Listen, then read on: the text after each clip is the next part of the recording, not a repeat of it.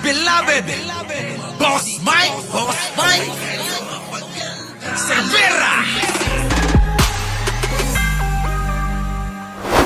Marcoleta, magsalita ka na. Kasi, abogado ka naman, ipaliwanag mo na sa tao yung, di ba, yung mga bagay-bagay na hindi na madadamay ang kapatiran ng Iglesia ni Cristo. Ikaw parang nagtatago ka sa likuran eh.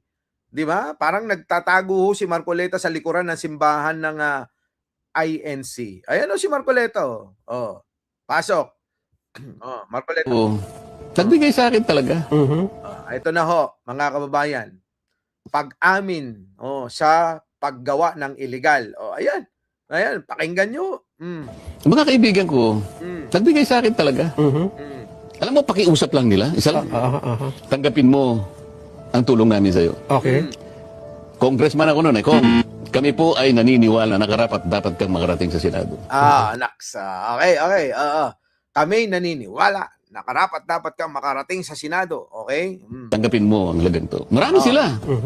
Tanggapin mo. Inamin, mga kababayan eh. Inamin. Isa lang ang kanilang pakiusap sa Ano akin. po yun? Sana wag mo na kaming i-disclose ang identity. Naks. Ngayon, kapag ka naglagay ako ng figure sa contribution, mapipilitan akong mag-disclose ng pangalan nila. Alam mo, Siyempre, kailangan mo ipakita yun. At saka, alam mo, congressman ka nun, unang-una, alam mo naman na bawal tumanggap ng kahit na anong halaga galing sa pribadong individual. Tatanggap ka ng regalo, tatanggap ka ng mga, ano ba tawag mo dyan? Regalo, di ba? Bigay, di ba? Utang na loob. Di ba? Bawal. bakit? Merong kaakibat na kung tawagin ay deed of acceptance of donation. Paano yun kako? Contribution to eh. Hindi, sabi niya, binigay ko nga sa'yo, contribution, pero utang na loob mo sa akin yan. Ayan na, mga kababayan, binanggit. Sa kanya na rin galing, Ayan, binigay sa kanya, utang na loob niya yun. So ngayon, ano ngayon? Kailangan mo na magbalik. Kasi utang na loob mo yan eh.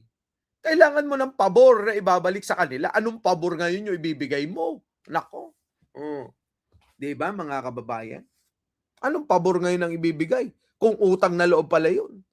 Kaya alam nyo, dito nasasalat ang mga ilang mga membro ng iglesia eh.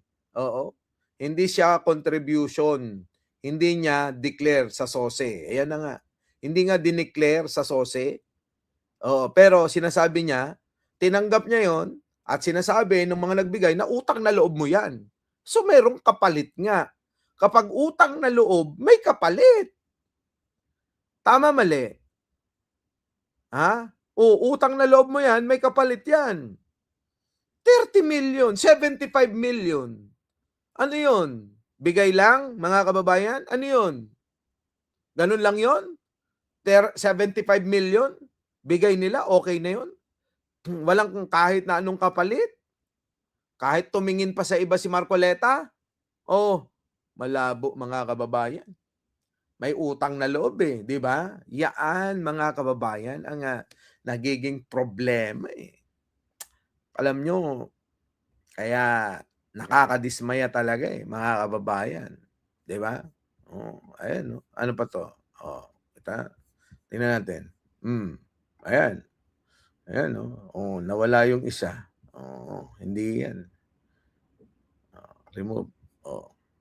Ay, nako, mga kababayan. Ewan ko kung paano pa nila lulusutan ngayon itong nangyayaring ito na problema, pati yung kampo ng ito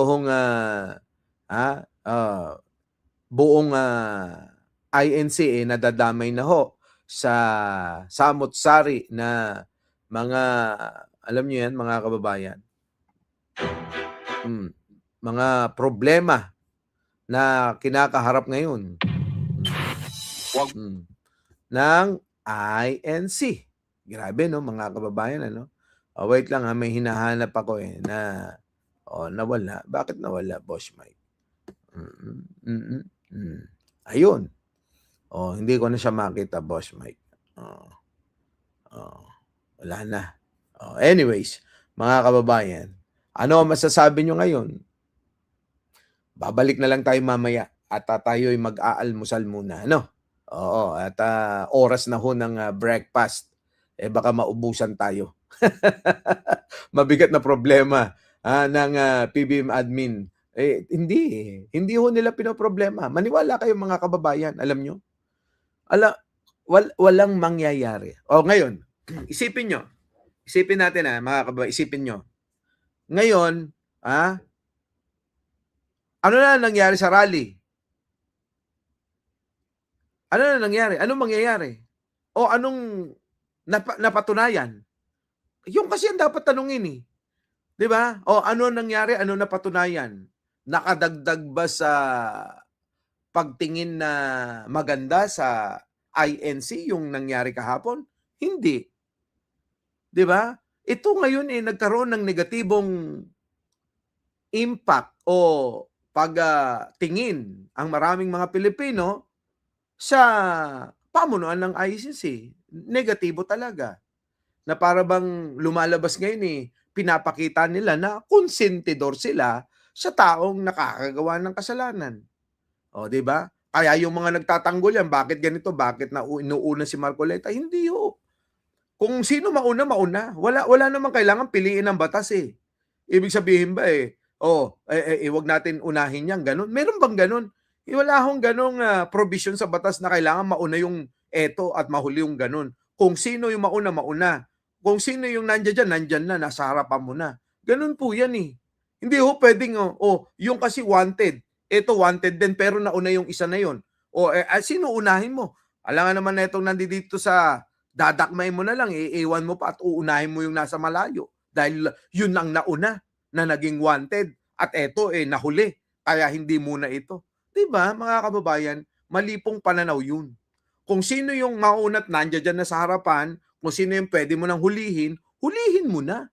Walang nauna, walang nahuli. Kasi ang problema sa atin, laging may comparison na kailangan, bakit si ganyan? Siya naman ang nauna.